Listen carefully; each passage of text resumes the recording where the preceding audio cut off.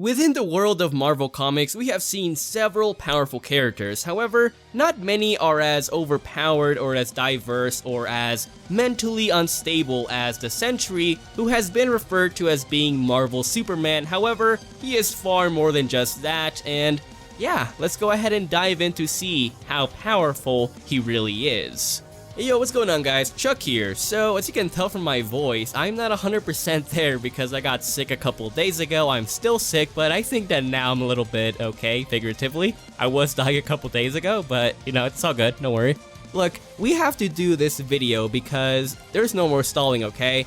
For many months, I think over like almost a year or two, you guys have been asking me to do a video on the Sentry, and you know, now is the time. I decided to go over a vast majority of his runs, even the newer ones, and we're gonna be, you know, diving in to see what his feats are, what his overall power is, and you know, what the future is gonna bring us for this really crazy character.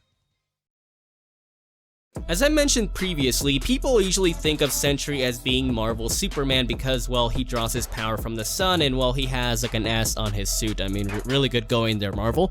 But that is really where the similarities end, because not only does he have separate abilities entirely, but his mental stability is what really makes him a more complex character in terms of, you know, his hardships. Because, for example, Superman and Spider-Man, sure, they might have had their mishaps, you know, depression or, you know, anxiety. I mean, basically almost everyone has that at some point or another, but no, the Sentry didn't only have crippling depression, but he also had agoraphobia, which is basically like a fear of big crowds. He also had schizophrenia and multiple personality disorder. And how did he get his power, you might be asking?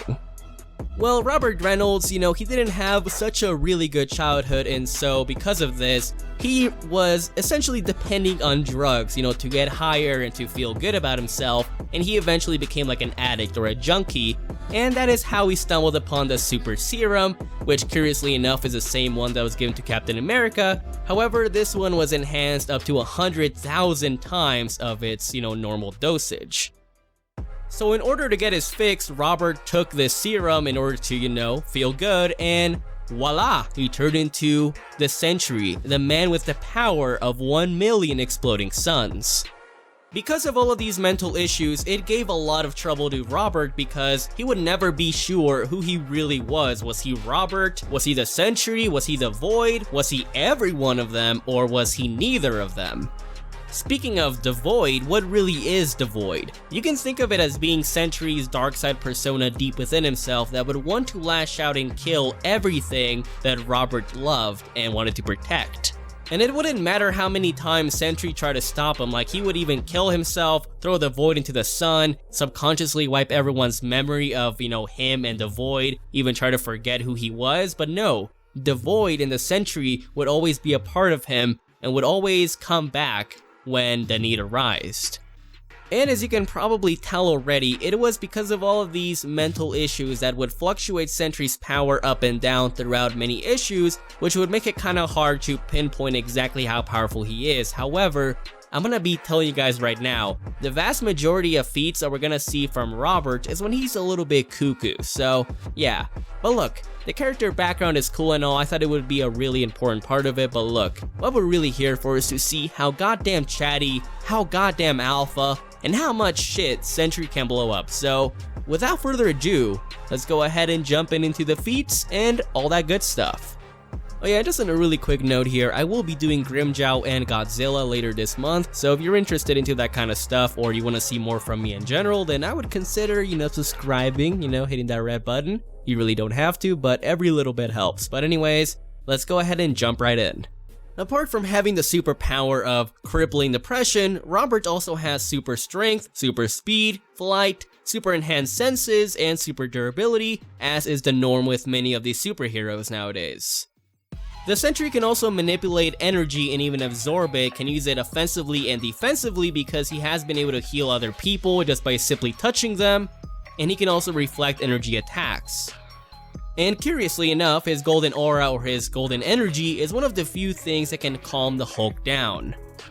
However, one of the Sentry's greatest strengths would have to be his immense levels of regeneration because, I mean, this guy has been tossed into the sun, pierced, like stripped apart of literally all his molecules. It doesn't matter, he has still reformed and come back to life many times over.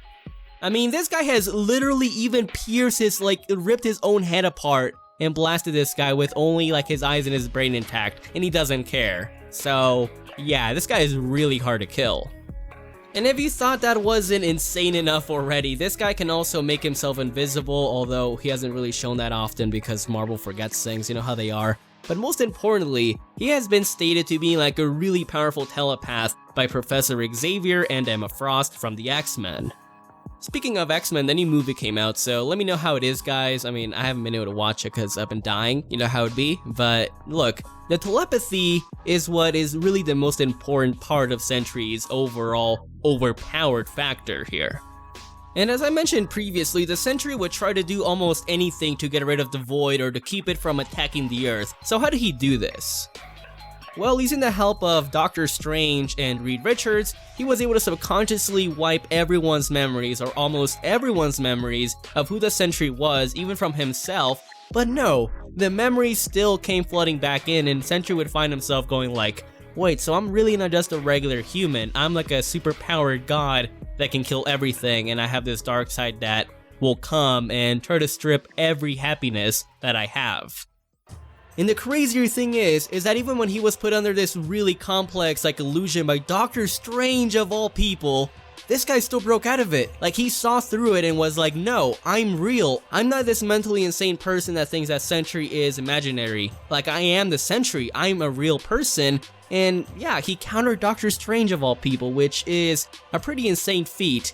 And it gets even more insane when you realize that this is still an unstable Sentry. Another really impressive showing is when Sentry faced off against the Absorbing Man, which, as his name implies, I mean, he absorbs things, obviously. But Absorbing Man said, wow, you have immense levels of power that I've never experienced before.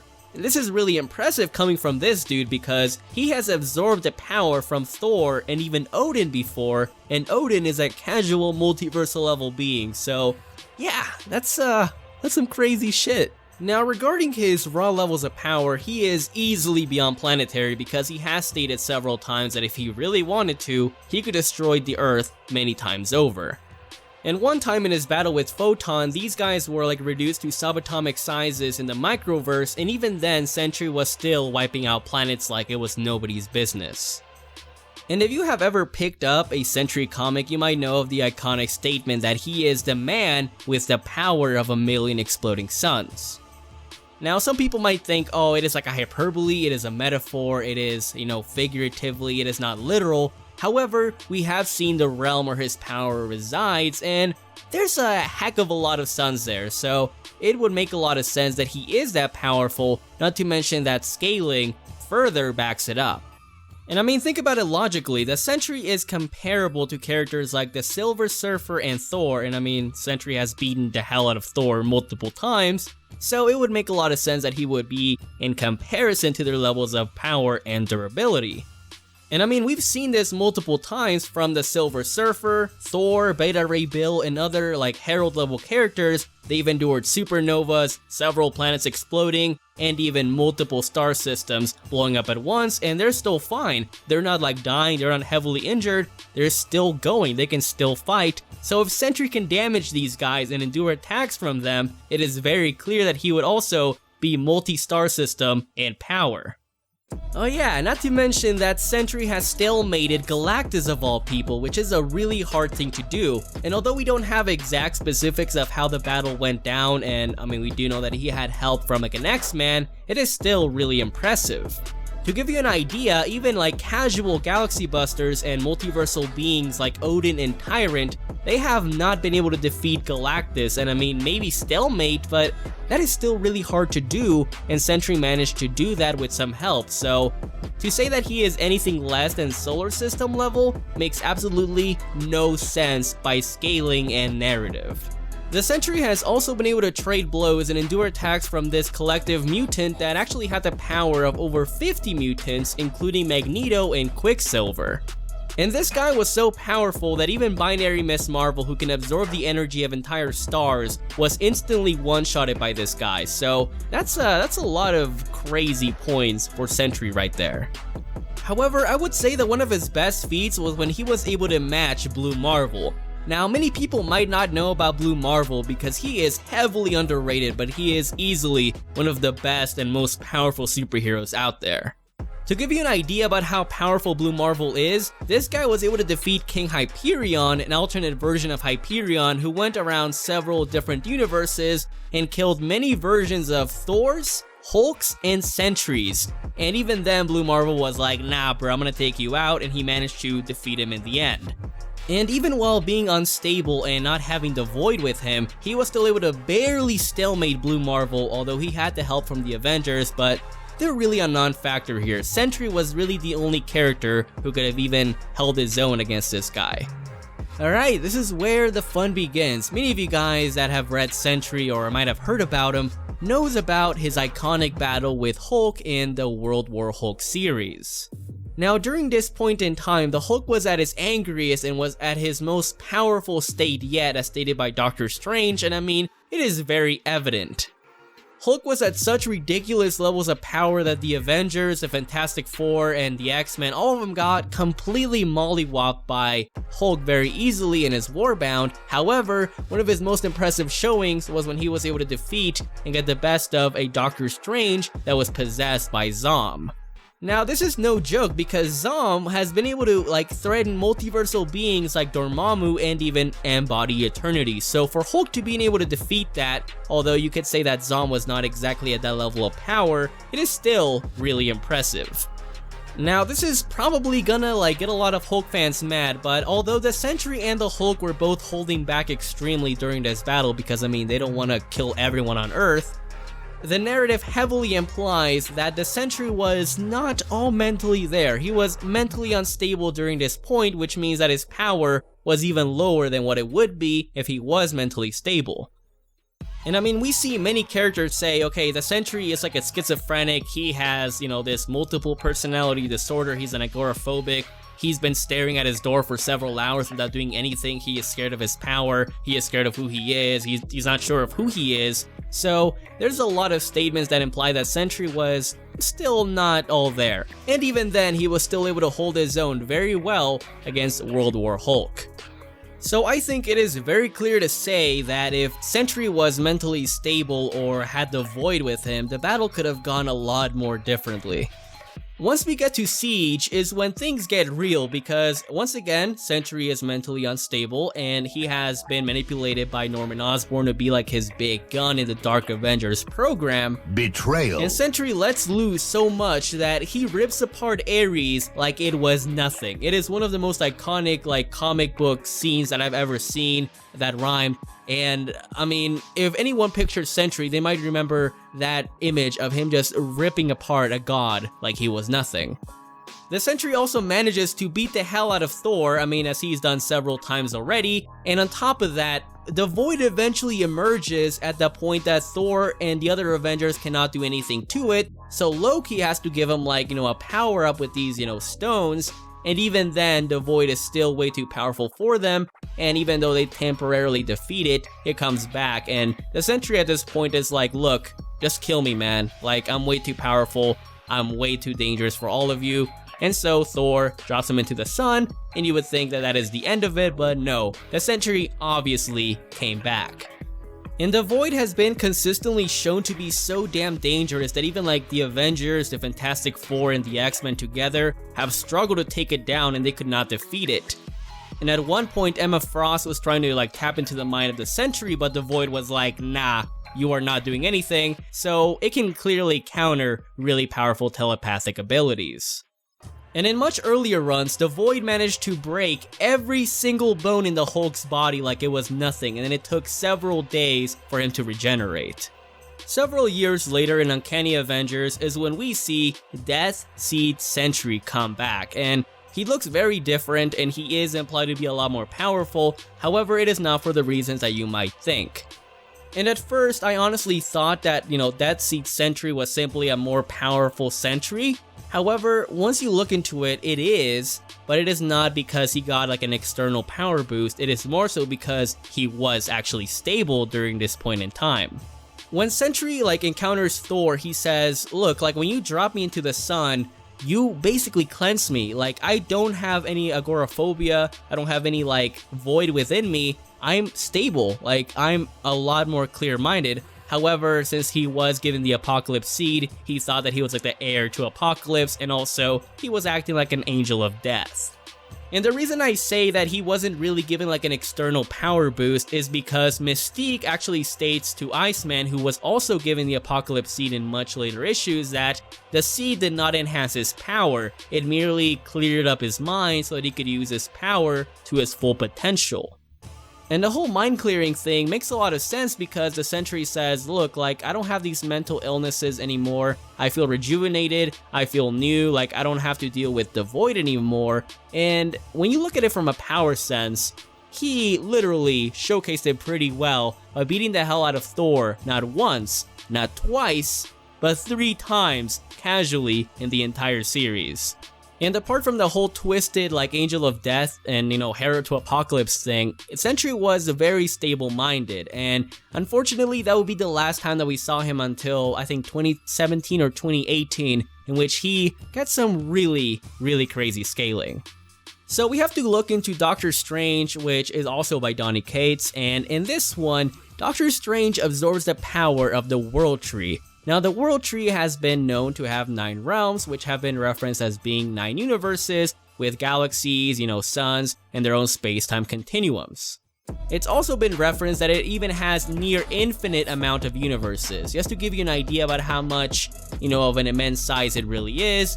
And if Doctor Strange absorbed magic or energy from it, he essentially absorbed something that was of multiversal magnitude. Now, the reason this is really crazy is because later on in the Doctor Strange issues, the Void faces off against this much more powerful Doctor Strange with the power of the World Tree alongside Loki, and they imply, we cannot defeat this guy, he is too powerful for us. But then the Sentry comes out of nowhere and punches him back and is shown as being comparable to these other characters, and they essentially drive the Void back. But hold on, there's more, because in the newest Sentry issues, which hasn't been continued, I don't know why, the Sentry manages to merge with the Void. Literally, he becomes the complete merged Sentry that is mentally stable and has the power of the Void and the Sentry without any of the mental limitations that we were mentioning earlier. And this complete or merged Sentry, as I'm gonna call him, showcased his power very well because he clapped away the Avengers like they were nothing. So Thor, Captain Marvel, She-Hulk, and Iron Man, he was like, look, you guys cannot stop me, I'm just gonna do my own thing, okay? So leave me alone. And as I was mentioning previously, if the Void was able to hold back and basically overpower Doctor Strange with the power of the World Tree, or at least a portion of it, which is multiversal levels of power within him, and Sentry merges with him, then it is in conversation that this merged Sentry would easily be in those Skyfather tier levels of power. Oh wait, how could we forget the Sentry fanboy's #1 scan, which is when he defeated the Molecule Man. Now, the Molecule Man is a heavily powerful being. He's easily an abstract level character. He's been shown as being comparable to the pre-retcon Beyonder, who is in turn implied to be outerversal. So yeah, he's a really powerful dude. However, the Sentry is not on his level of power consistently, and it is honestly a really bad outlier. Just like Superman and other characters have outliers, the Sentry also has them, so there's really no point into going too deep into this feat. Just know that it happened, and yeah, that's it. Now, before we go over the general measure of how powerful Sentry is, we have to go over his speed, obviously. And I think it is very clear that he is massively faster than light because he has been able to keep up in combat with Thor and other characters that are pretty damn fast. And I honestly think that it is quite clear that a stable Sentry should be faster than the Silver Surfer and Thor in combat because, Thor has been able to keep up in combat with no problem against the Silver Surfer and Beta Ray Bill, for example, but against the Sentry, especially the stable one, he was like, this guy's too fast for me, I cannot comprehend his speed at all. And it also makes a lot of sense because Sentry speed blitzed him and beat the hell out of him pretty badly. And I know that many of you guys like numbers, so if you really want to put it into those terms, he would easily be trillions, if not even quadrillions of times the speed of light, scaling from the Silver Surfer and Thor. These guys have been able to fight off across star systems like in no time at all. They could also like react and map out galaxies. They can even travel to other like universes in like basically a couple seconds. So they are insanely fast. They can react at these speeds. So there's no reason to imply that they can't fight at these speeds either. I don't see why people still think that travel and combat speed are heavily different, and although they are in some situations, they are really similar for these cosmic level characters. So yeah, Sentry is a really damn fast being. But anyways, I think that the general consensus would be that this unstable Sentry, the one that we've seen in the most runs, would easily be like multi-solar system level, Herald level, whatever you want to call it, and would easily be massively faster than light. And meanwhile, this merged Sentry would easily be in the conversation for being in those Skyfather levels of power, you know, low to mid multiversal. However, I think that we would have to see more scaling from him and more feats to properly cement his level of power. Other than that, thank you guys so much for watching. Sentry was a really fun character to research and, you know, scale. It was a long time coming, but it's finally here. I really hope you guys enjoyed. And, you know, I will be doing Grimmjow and Godzilla, so stay tuned. And I'll catch you thoughties next time. Peace out.